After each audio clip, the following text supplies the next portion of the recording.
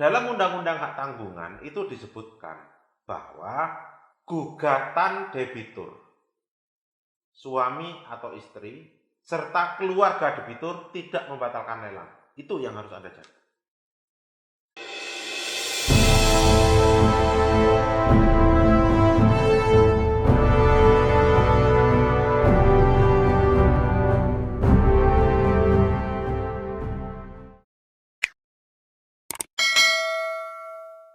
Ini ada satu pertanyaan yang sampai ke saya.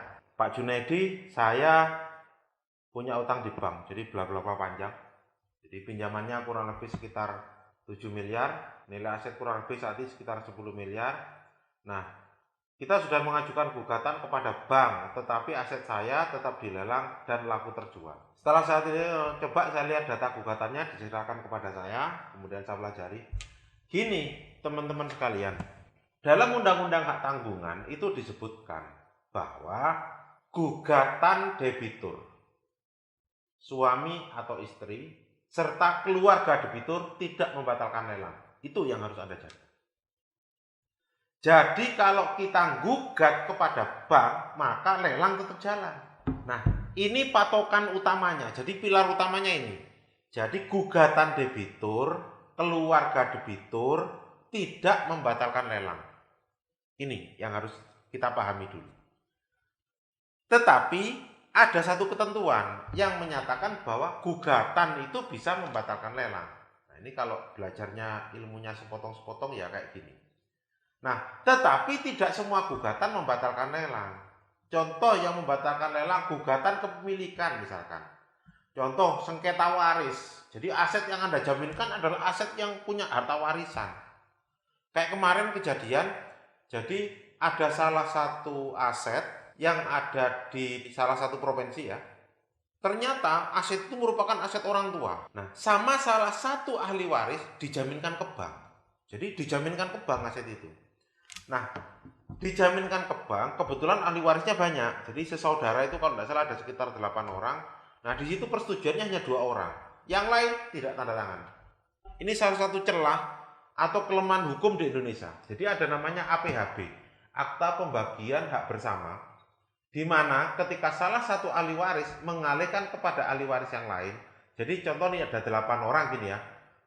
Ini mengalihkan kepada salah satu ahli waris, itu dalam ketentuannya hanya disetujui, dapat disetujui oleh ahli waris yang lain. Nah ini dari situ hanya ada 2 yang tanda tangan, yang lain tidak tanda tangan. Ini kejadiannya seperti itu. Sah Pak, sah APHB-nya. Mendasari APHB ini, jadi dari 8 orang, kebetulan yang tinggal di rumah itu, di aset itu, salah satu misalkan ya, ini disetujui yang, ini biasalah kalau kita dalam satu keluarga, saudara banyak sering terjadi ribut antara keluarga. Jadi dinamakan salah satu ahli waris. Nah mendasari itu, di sini dijaminkanlah ke bank. Setelah dijaminkan ke bank, macet. Mendasari itu ahli waris yang lain gugat. Nah ini berhenti lelangnya karena apa? Menyangkut hak kepemilikan. Jadi dari peristiwa itu ada pelajaran yang kita tangkap. Yang pertama, kalau tadi yang menggugat adalah debiturnya tadi, yang ngutang, yang terima uang, yo pasti lelangnya tetap jalan.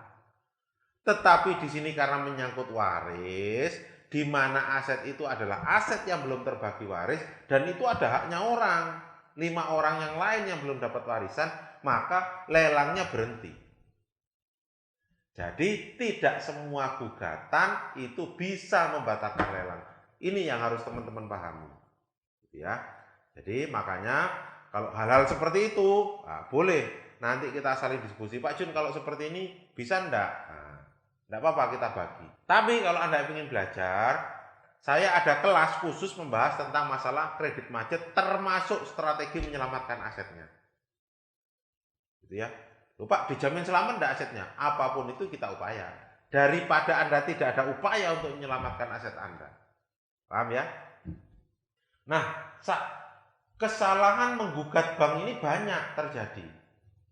Ada yang kemarin itu nyampaikannya sampai ke saya juga, itu karena apa? Belum jatuh tempo.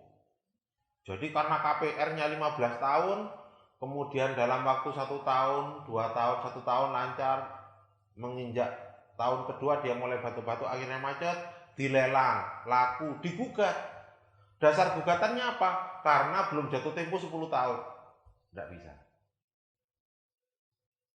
Karena sudah termasuk one prestasi. Apa itu one prestasi? Silakan dicek di channel ini, ada kok pengertian one prestasi. Jadi sudah termasuk one prestasi. Meskipun batasan tenor 10 tahun itu belum terlampaui, belum default.